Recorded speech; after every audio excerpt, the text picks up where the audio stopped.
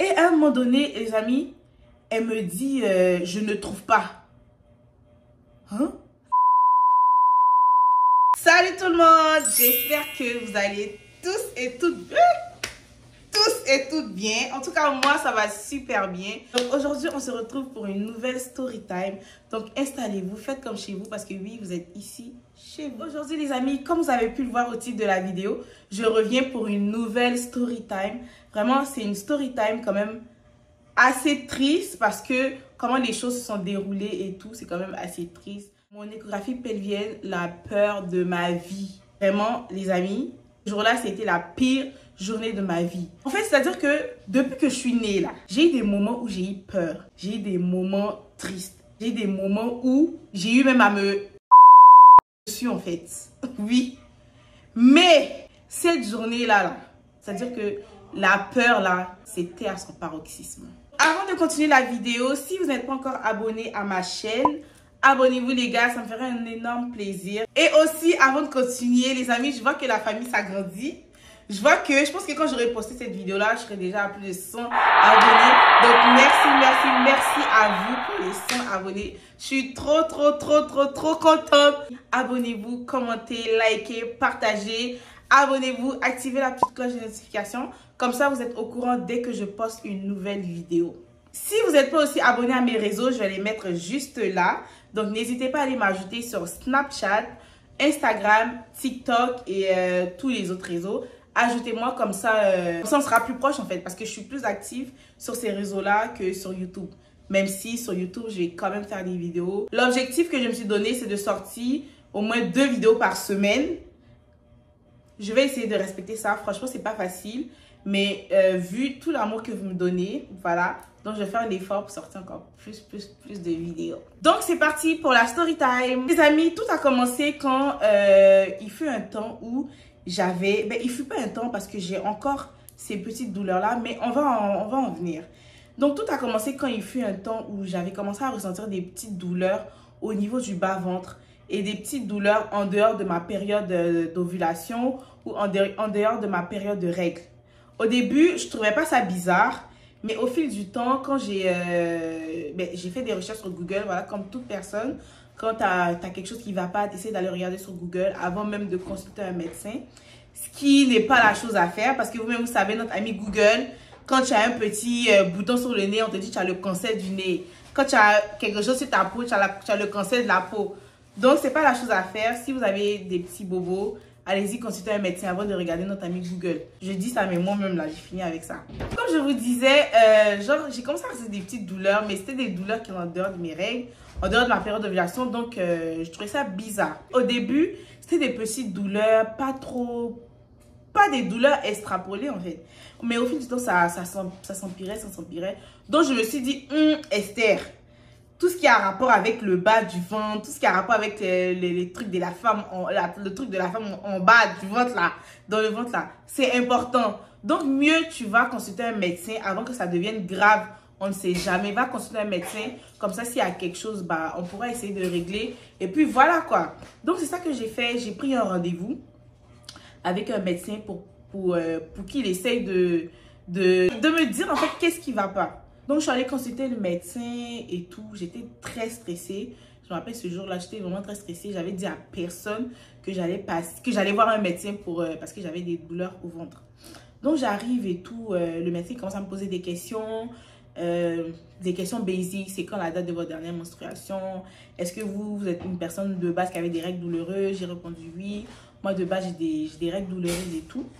Et il me dit, ok, d'accord, on va t'examiner. Donc, je me couche sur le fauteuil là chez les médecins. Et il commence à me palper au niveau du bas-ventre. Après examination, il m'a dit, bon, est-ce que tu as déjà fait un pap test? J'ai dit non, j'ai jamais fait de pap test. Il a dit, bon, tu es dans la tranche d'âge de faire un pap test. Il m'a expliqué que les pap tests, c'est très important pour la femme de passer ça au moins chaque 6 mois ou bien une fois par année ou une fois chaque 2 ans et tout. Au final, il m'a prescrit une échographie pelvienne et un pap test. Donc, je suis allée passer le pap test. Dieu merci, tout s'est bien passé. J'ai pas de cancer de l'utérus ou quelque chose comme ça. Ça s'est très bien passé. Donc, ensuite de ça, quand il m'a donné la prescription pour aller passer mon échographie pelvienne, bah, j'ai appelé une clinique là qui passait les radiographies Ils m'ont dit, ah, tu peux... Parce que je voulais prendre rendez-vous. Et ils m'ont dit, non, tu n'as pas besoin de te déplacer. Tu peux venir directement et passer ton échographie sans problème. Donc, je me suis dit, ah, ok, parfait, pas de problème.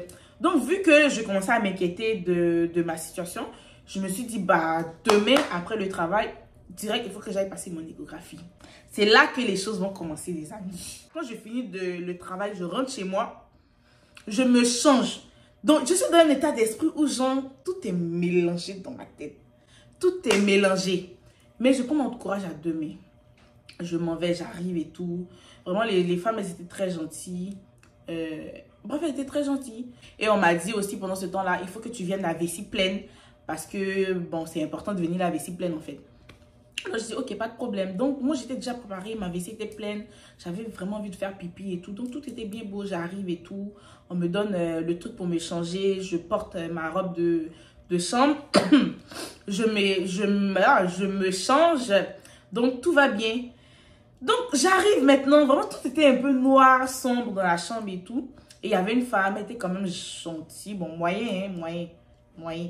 Mais ça passait comme... Avant qu'elle commence, je lui dis, qu'est-ce que vous allez regarder? Elle me dit, oh, je vais regarder tes appareils reproducteurs. Je lui ai dit, ok, mais c'est quoi? Je sais c'est quoi, hein? Mais genre, je veux qu'elle me dise exactement qu'est-ce qu'elle va regarder. Elle me dit, je vais regarder tes ovaires, je vais regarder ton utérus et ta vessie. Et là, moi, j'ai dit, mais et les trompes de Fallope? Qu'est-ce que vous allez regarder les trompes de Fallope? Elle me dit, les trompes de Fallope, là, c'est tellement mince que si on arrive à voir ça à l'échographie, c'est que c'est pas normal. Donc, si on ne voit pas, bah, c'est bien en fait. Et bon, dans ton cas à toi, je pense pas que tu aurais besoin qu'on voit tes trompes de Fallope. Et là, moi, j'ai dit, mais non, mais regardez quand même en fait. Comme ça, on a plusieurs trucs. Tu vois, non, je veux pas que j'ai à revenir. Comme ça, on a des bons résultats et tout est bien en fait. Je m'allonge sur le lit. Et elle a posé un truc. Elle n'a pas fait par voie vaginale. Elle a posé un truc sur mon ventre et elle commençait à bouger et chercher. Et au début, ça allait bien parce que elle était en train de regarder, je pense, la vessie et l'utérus. Elle regardait et puis elle prenait des photos en même temps sur l'ordi. Elle faisait genre les traits comme si genre telle distance à telle distance. Parce que je pense qu'ils mesuraient en même temps telle distance à telle distance, c'est bien. Elle prenait les captures, elle bougeait. Genre en fait, à chaque étape, c'est-à-dire à chaque organe, elle me disait c'est quel organe. Elle dit bon là on est à la vessie. Elle fait, puis elle parle pas, elle est là. L'utérus, arrivé à l'ovaire. C'était mon ovaire. Là, c'est gauche. Droit ou gauche? En tout cas, elle regarde ici. Elle a mis. Elle est là, comme ça. Ça prend un peu de temps. Je vois. Et puis moi, je tire ma tête. Comme si je comprenais quelque chose. Le truc qu'il y avait à l'écran. Hein. Je tire ma tête. Je regarde. Je vois la femme là, dit rien. Elle est là. Comme ça. Elle commence à appuyer. Aïe. Tu appuies pourquoi en fait? C'est ce que je me disais dans ma tête. Elle appuie, elle appuie, elle appuie. Elle prend les photos, elle clique, elle mesure et tout et tout. Et là, maintenant, elle me dit, on va passer à l'ovaire droit ou gauche, là. En tout cas, je vais vous mettre la photo aussi de quand ils m'ont donné les résultats. Parce que je ne me rappelle plus trop si c'est ovaire gauche ou droit. Et là, elle arrivée à cet ovaire-là, de ce côté-là, si je me rappelle bien, elle commence à appuyer parce qu'elle me dit, les amis, qu'elle ne trouve pas mon ovaire. J'ai dit quoi? Dans ma tête, je disais, mais non, en fait, ne me dites pas que tout ce que mon ami Google a dit est vrai. S'il vous plaît, ne me dites pas. Donc, en fait, elle appuie. En fait, là, je me dis, mais les autres organes, t'as pas eu à appuyer comme ça. Donc, ça me paraissait bizarre, tu vois. Elle appuie, elle appuie, elle appuie. Et à un moment donné, les amis, elle me dit, je ne trouve pas. Hein? Et dans ma tête, là, ça a fait comme ça. Papa, genre, faut pas que tu vas me dire ça. Faut pas que tu vas me dire que ce qui permet à la femme d'avoir des ovules, mais de faire les enfants, tu ne trouves pas ça dans mon... Non, faut pas me dire ça. Vraiment, c'est-à-dire que quand elle m'a dit ça, là, mon cœur, là, en fait, elle aurait dû vérifier mon cœur, parce que mon cœur m'était sorti de mon corps. C'était sorti de mon corps. C'est-à-dire que, les amis, j'ai eu peur. Et à un moment donné, elle m'a dit, je pense que si je ne vois pas, c'est parce que ta vessie est trop pleine.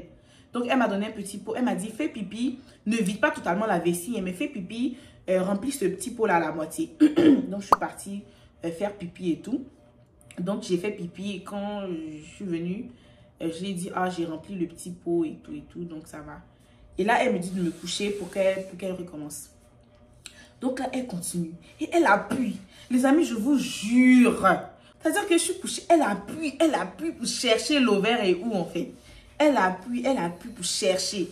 Maintenant, à un moment donné, je lui disais, genre, d'un air vraiment stressé, apeuré, vous le trouvez pas? Mais Dieu se le sait. Qu'est-ce que je ressentais quand j'ai posé la question, vous le trouvez pas en fait? À un moment donné, les amis, elle me dit de me tourner. Genre de me mettre, genre comme ça. J'étais couchée, elle me dit de me mettre sur le côté. Après, elle prend le truc encore, elle regarde, elle voit rien. Et puis, il voit les clac, clac, clac, je ne comprends pas, elle voit rien. Les clac, clac, clac, il y a quoi? Donc, après, à un moment donné, j'ai dit, madame, sérieusement, je sais que vous n'avez pas le droit de me dire quoi que ce soit, mais s'il vous plaît, est-ce qu'au moins, tout est correct? La femme ne me répond pas. Donc, elle me met sur le côté, elle cherche, elle ne voit pas les amis.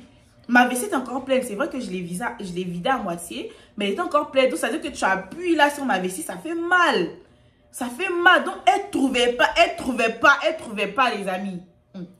J'ai dit, madame, qu'est-ce qu'il y a? Donc, vu qu'elle ne répondait pas, bah, je me suis tournée. Déjà, mais j'étais sur le côté. Donc, je suis encore tout... Je ne comprenais rien sur l'écran, en fait. Je ne comprenais rien. Je ne savais pas qu'est-ce qui se passait.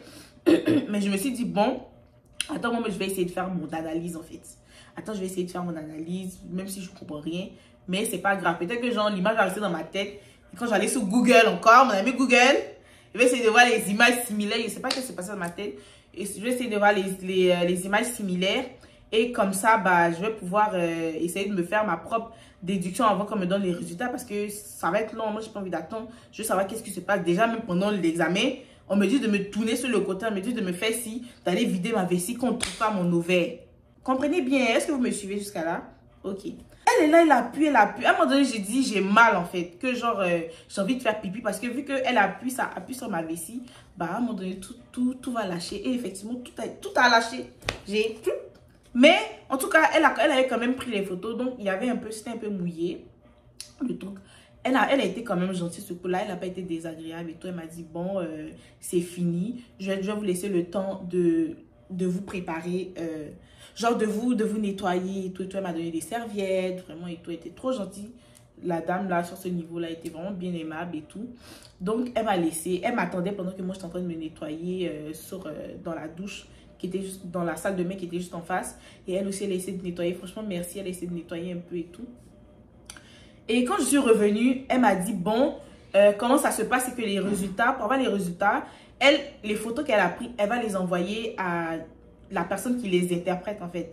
Et la personne qui les interprète par la suite va envoyer ça au médecin. Donc, c'est ça qu'elle m'a dit. Donc, pendant qu'elle me parlait, bah, moi, je fixais parce que tu veux pas me dire les trucs sur le coup. Et puis, tu me dis, tu trouves pas mon ovaire. Donc, moi, je vais regarder pour essayer de voir. Donc, elle me parlait. Puis, moi, j'étais là, comme ça, je regardais et tout. J'essayais de voir la forme, mais je comprenais rien, nada. Je comprenais rien sur l'écran, les amis. Je rentre à la maison. Là c'est le comble. C'est-à-dire que tout a pété dans ma tête. Tout a pété, tout est mélangé, tout est truc. Quand je suis rentrée chez moi, là, je me suis assise sur mon lit, les amis. J'ai commencé à pleurer. J'ai pleuré ma vie. C'est-à-dire que dans ma tête, je me suis dit, mais est-ce que je vais être apte à avoir des enfants plus tard? Sachant que, bon, pas tout le monde, mais sur 100 femmes, au moins 80% veulent avoir des enfants. Et en tout cas, pour moi, pour ma conception de la vie ou du monde, pour moi, une femme, elle est appelée à avoir des enfants. Voilà, pour moi, les enfants, c'est important. Donc, je me suis dit, mais est-ce que je vais être apte? Qu'est-ce qui se passe? Est-ce que tout va bien, Seigneur? Qu'est-ce que j'ai fait? J'ai rien fait. Donc, pourquoi moi? Je n'ai pas reçu les résultats, mais dans ma tête, tout est déjà carré. Parce que pour moi, si tu trouves mon ovaire, mais il n'y a rien qui peut fonctionner. Donc, j'ai commencé à pleurer. Jusqu'à même, j'ai commencé à parler même à mes futurs enfants pour leur dire, ne vous inquiétez pas, les enfants, vous allez venir un jour, c'est moi qui serai votre mère et tout. Ne vous inquiétez pas. J'ai commencé à pleurer. Je priais, je demandais à Dieu, mais pourquoi? Qu'est-ce qu'il y a, Seigneur? Faire en sorte que tout se passe bien. Et aussi, si vous avez bien suivi, la femme qui m'a passé les examens m'a dit, ça prend 2 à 3 jours pour avoir les résultats. Ce qui n'est pas très long, mais moi, sur le coup, je voulais avoir les résultats, mais dans l'heure qui allait suivre. Donc, je me suis dit, ben, c'est pas possible et tout. Commencer à pleurer, à prier, à pleurer, à prier, tout ça, tout ça. Donc, les jours passaient, tout passait et tout. J'avais pas d'appel du médecin qui m'a prescrit l'échographie pelvienne. J'avais pas d'appel pour les résultats. Il faut savoir aussi chez nous au Canada, je sais pas si c'est pareil dans les autres pays ou dans les autres villes, mais chez nous, quand tu passes un examen et que le médecin t'appelle pas, c'est bien en fait. Comme on dit, pas de nouvelles, bonne nouvelle. Mais si le médecin t'appelle, c'est parce qu'il y a quelque chose et tout. Donc moi, je me disais que ça faisait une semaine et quelques... J'avais pas d'appel, donc je me disais que c'est bon signe. Ça veut dire j'ai rien. Mais dans ma tête, ça ne peut pas être rien, puisque pendant l'examen, la madame, elle ne trouvait pas mon ovaire. Donc, ça peut pas être rien. Donc, qu'est-ce que je fais? C'est que j'appelle la clinique pour dire, est-ce que je peux parler au médecin? Est-ce que je peux laisser un message au médecin? Donnez-moi un email ou un numéro où je peux lui laisser un message pour lui demander qu'est-ce qu'il y a, mes résultats et tout. Il faut savoir aussi que ici au Québec, quand tu passes un examen aussi, tu as une plateforme qui s'appelle quelque chose Santé Québec où tu peux aller regarder tes résultats. Sauf que les résultats sont disponibles seulement un mois après. Après qu'ils aient donné le résultat au médecin. Mais un mois, c'est long, je ne peux pas attendre un mois. Donc, et tout, j'appelle. À chaque jour, j'appelais. Je comptais rendre à 2 semaines après l'examen. Il faut savoir que pendant ce temps-là, moi, je me faisais des films dans ma tête. Pour moi, il n'y a rien qui allait dans ma vie. Je ne sais pas, tout était mélangé. Donc, à un moment donné, j'ai appelé la clinique et ils ont répondu. C'était une agente à l'accueil qui avait répondu. J'ai dit, bonjour madame, j'ai passé une échographie pelvienne il y a de cela 2 semaines. Mais j'ai toujours pas eu de retour du médecin pour les résultats. Ça, c'est un truc qu'elle n'a pas le droit de faire. Elle m'a dit, tout est normal. Déjà, c'est vrai que, bon, c'est une bonne nouvelle, mais tu n'as pas le droit de me dire, en fait. Ça m'a énervé, en fait. Et puis, en fait, ça m'a énervé parce que je me dis, mais tout peut pas être normal. Tout peut pas être normal parce que tout est normal, tout allait bien se passer. Elle allait juste mettre les trucs comme ça, clac, clac, clac, tout est bien. Elle me dit, tout est normal, madame, il n'y a rien.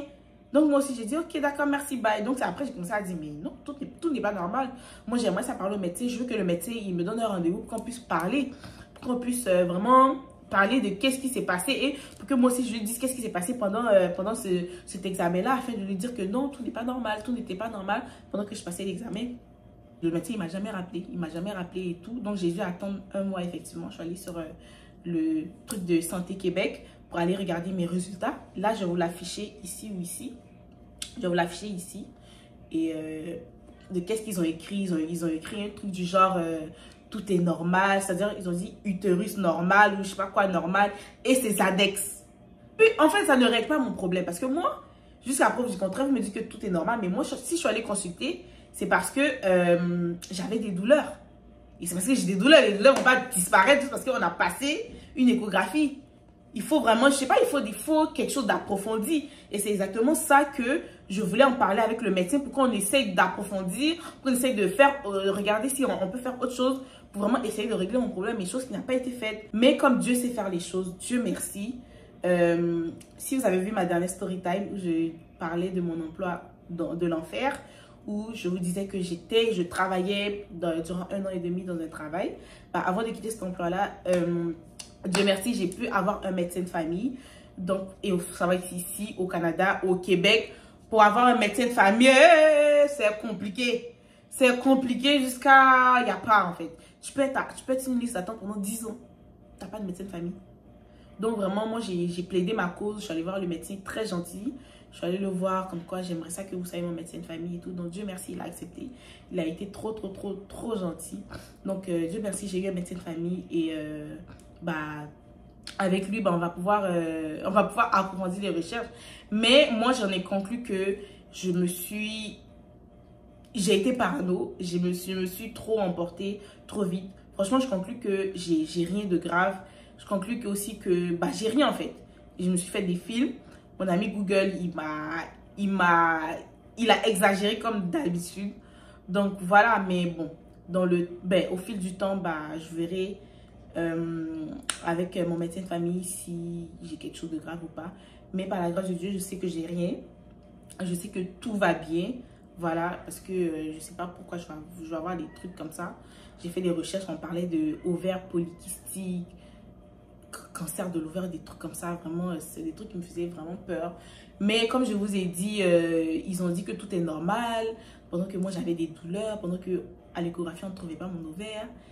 je sais pas, on m'a rien dit, on m'a pas donné de médicaments, rien. Je sais pas comment ça fonctionne là. Mais moi, mes douleurs, elles sont encore là. Mais Dieu merci, elles sont moins exagérées qu'avant. Donc voilà, sur ça, je peux être contente. Voilà. Donc les amis, c'est la fin de la story time. J'espère que vous avez aimé. S'il vous plaît, dites-moi en commentaire les filles si vous avez déjà eu à passer une échographie pelvienne parce que vous avez des douleurs au ventre, si vous avez des problèmes aux ovaires ou des choses comme ça. Dites-le moi en commentaire s'il vous plaît les amis. J'aimerais ça vous lire aussi. J'aimerais ça être rassurée si vous avez déjà vécu des trucs comme ça. Qu'est-ce qui s'en est suivi? Est-ce que vous avez déjà vécu une situation où on ne voyait pas vos ovaires? Est-ce que même ça existe, même qu'une femme puisse naître sans ovaires? Ça, c'est une question que je ne sais pas. Donc, s'il vous plaît, dites-moi dans les commentaires, les filles, s'il vous plaît. Partagez vos expériences comme ça. Moi, puis toute la communauté, bah, on pourra regarder, on pourra voir si on a des trucs graves ou rien, ou si on est juste fort, on est juste un peu trop truc dans la tête là, on s'en porte pour rien, pour tout et rien. Donc les amis, voilà, c'est tout pour la vidéo. J'espère que vous avez aimé cette story time. Donc si vous avez aimé, n'oubliez pas de liker, commenter, partager et surtout de vous abonner, activer la petite cloche de notification. Comme ça, vous êtes au courant pour les prochaines vidéos. Sur ce, je vous laisse et je vous fais plein de petits bisous. Franchement, je vous aime trop. Salut!